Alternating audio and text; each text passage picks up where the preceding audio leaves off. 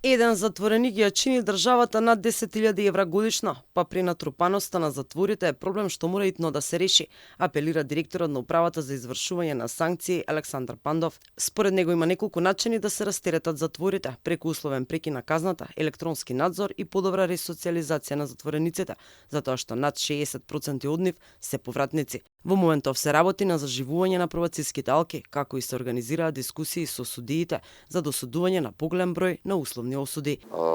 Има три начини. Првиот начин е преку условен прекин на нивните казни, односно пробацијата. Вториот е преку електронски надзор и третиот да се обидеме да ја направиме подобра ресоциализацијата, затоа што огромен број на затвореници ни се повратници, 67% од затворениците ни се повратници. Во насока на растретување на затворите се и условните осуди кои што според судиката Билјана Коцевска од Кривичниот суд во Скопје, во јавноста постои скривена слика.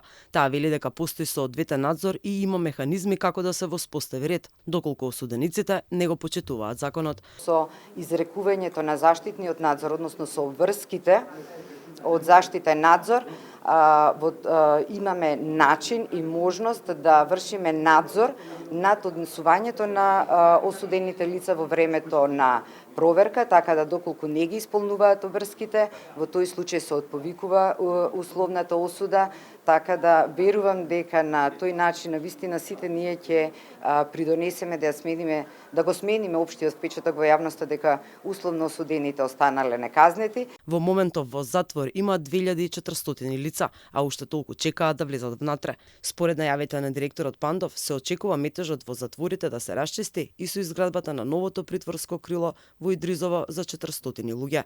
Досега изградена е само првата фаза од затворот и тоа во време на минатото владење на ВМРО-ДПМН, а до 2023 требало да биде завршено и втората фаза.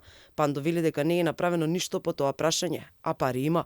Информираше дека Македонија зела заем од ЕУ уште во 2010, меѓутоа парите кои што се обезбедени се под мораториум. Делегација на Комисијата за превенција и борба против тортура од ЕУ следната недела треба да направи контрола на македонските затвори. Пандов се надева дека средствата ќе бидат одмрзнати и ќе почне и втората фаза на изградба на најголемиот македонски затвор во Идризово.